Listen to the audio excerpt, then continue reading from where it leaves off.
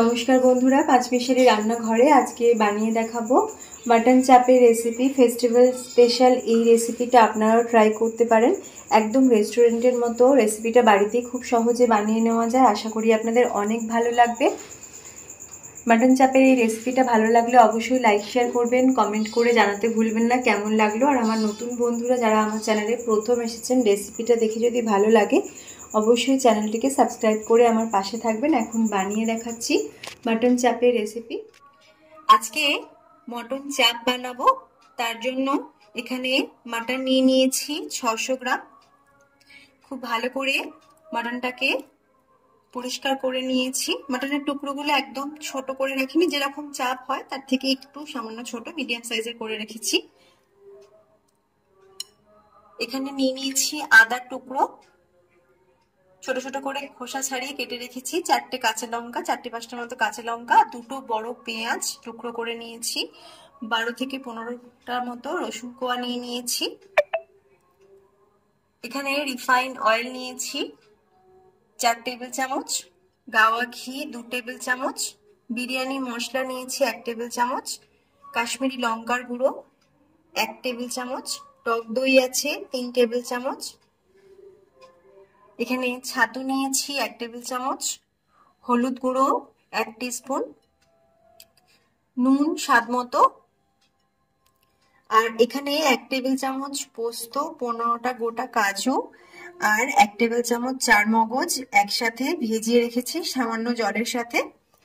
আর এখানে গোলাপ জল, কেওড়া জল আর মিঠা আতর নিয়ে নিয়েছি। গোলাপ জল আর কেওড়া জলটা 1 টেবিল চামচ করে রাখবে, আর মিঠা আতরটা 1 ফোঁটার মতো লাগবে। তো প্রথমেই একটা মশলার পেস্ট বানিয়ে নিতে হবে। মশলার পেস্টটা বানিয়ে নেওয়ার জন্য মিক্সির মধ্যে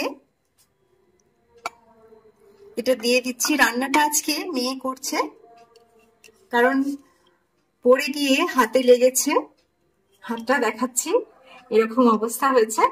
হাতে এখন জোর দিয়ে কিছু করতে পারছি না এই মুহূর্তে, আর রান্নাটাও বেশ কিছুদিন হলো করে উঠতে পারছিলাম না, তাই ভাবলাম যে মেয়ে দেখাক, এখন মেয়েই রান্নাটা করবে।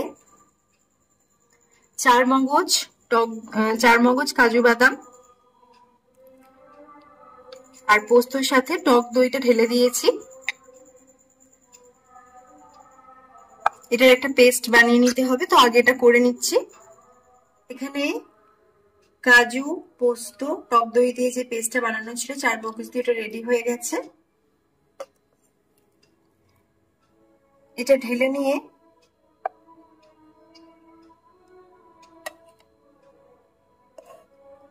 এবার আর একটা মশলার পেস্ট বানিয়ে নিতে হবে।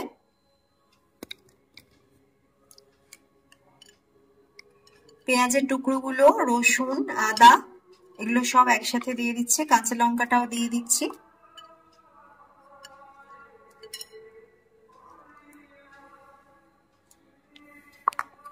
একটা পেস্ট বানিয়ে নিতে হবে। এখানে মশলার পেস্টটাও বানিয়ে নিয়েছি।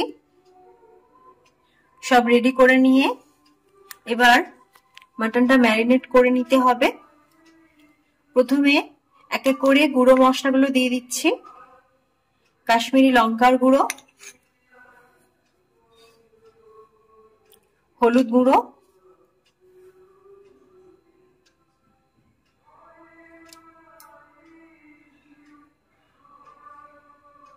বিরিয়ানি মশলা,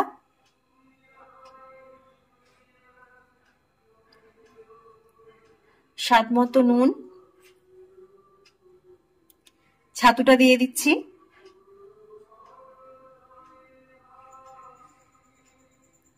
আর দিয়ে দিচ্ছি মশলার পেস্ট গুলো।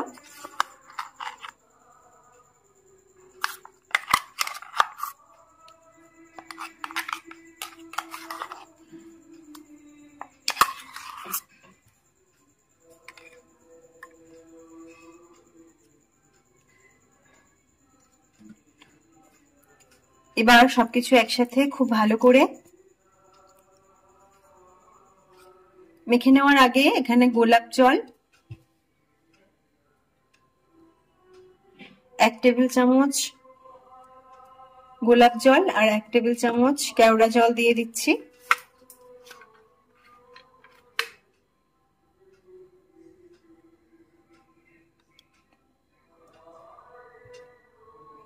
এক ফোঁটা মিঠা আতর,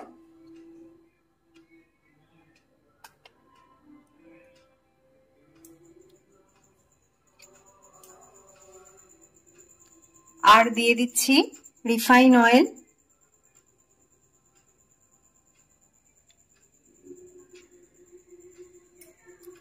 এক টেবিল চামচ। সবকিছু একসাথে খুব ভালোভাবে মিশিয়ে মেখে নিচ্ছি।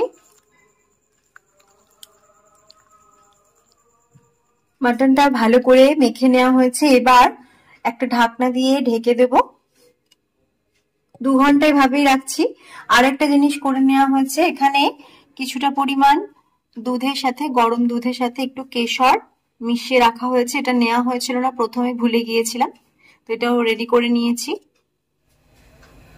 2 ঘন্টা পর ফিরে এসেছি। এবার রান্নাটা শুরু করব। গ্যাস অন করে একটা কড়াই বসিয়ে নিয়েছি, আর কড়াইয়ের মধ্যে রিফাইন অয়েলটা দিয়ে তেল গরম করে নিচ্ছি। তেলের সাথে দিয়ে দেব ঘিটা।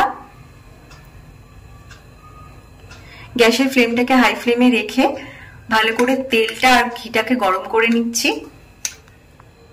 তেলটা গরম হয়ে গেছে।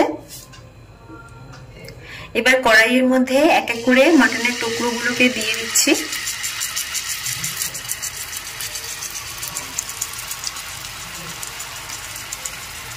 মাটনের টুকরোগুলোকে মশলা সমেত তুলছি না, একটু মশলার থেকে আলাদা করে করে দিচ্ছি।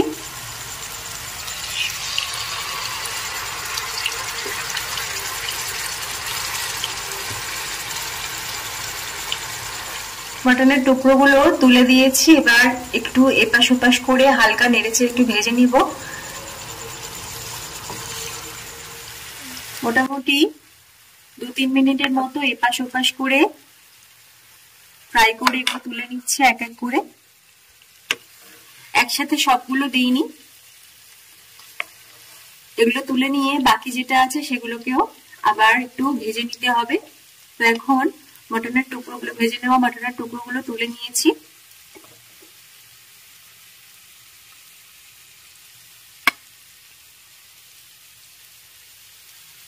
আর বাকিগুলোকেও একইভাবে ভেজে নিচ্ছি এপাশ ওপাশ করে।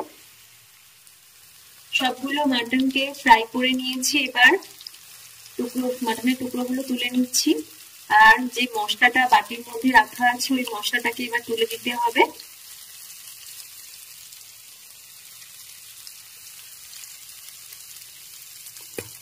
এবার এর মধ্যে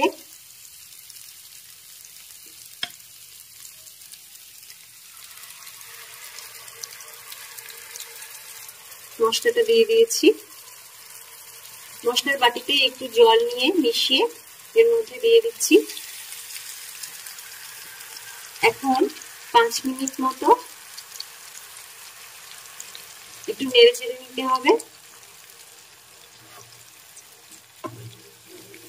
এইভাবে একটু নেড়ে চেড়ে নিচ্ছি। গ্যাসের ফ্লেমটাকে কমিয়ে দিয়েছি। মাটনটা ফ্রাই করার সময় একটু কমেই করা ছিল, মিডিয়াম ফ্লেমে রাখা ছিল। এখন ভালো করে 5 মিনিট ফুটিয়ে নিয়েছি। মশলার থেকে তেল ছেড়ে এসছে। এবার এর মধ্যে এক এক করে মাটনের টুকরোগুলো দিয়ে দিচ্ছি।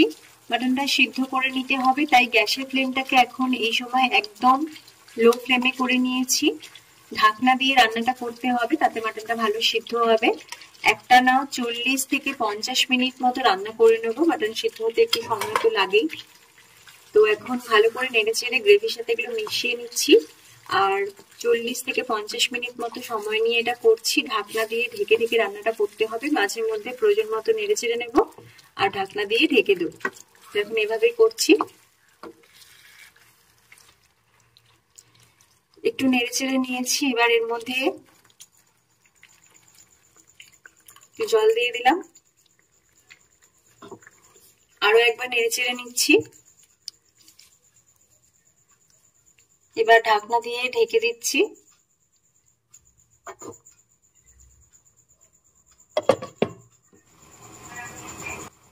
প্রায় 50 মিনিট মতো হয়ে গেছে। এখন ঢাকনাটা খুলে নিচ্ছি, একদম লো ফ্লেমে রেখে ঢাকনা দিয়ে দিয়ে রান্না করে নিয়েছি, মাঝে মাঝে নেড়ে চেড়ে নিয়েছি। এবার দিয়ে দিচ্ছি এখানে কেশর দুধটা। এখন খুব ভালো করে একটু নেড়ে চেড়ে নিচ্ছি, আর আরো 10 মিনিট এটাকে রান্না করে নিতে হবে। মাটনটা খুব ভালোভাবে সিদ্ধ হয়ে গেছে। এখন আরো 10 মিনিট মতো রান্না করে নিচ্ছি। এখন 10 মিনিট হয়ে গেছে। এই 10 মিনিট আমি ঢাকনা দিয়ে রান্না করে নিয়েছি, একদম রেডি হয়ে গেছে। 10 মিনিটের মাঝখানে নাড়াচাড়া করে নিয়েছি প্রয়োজন মতো। মাটন চাপের রেসিপি একদম রেডি। এখন আমি গ্যাসটা অফ করে দেবো। এখন একদম রেডি হয়ে গেছে মাটন চাপের রেসিপি। এটা বিরিয়ানির সাথে আজকে আমি বানিয়ে নিয়েছি রাতের ডিনারে। আপনারাও ট্রাই করতে পারেন, আশা করি আপনাদের অনেক ভালো লাগবে।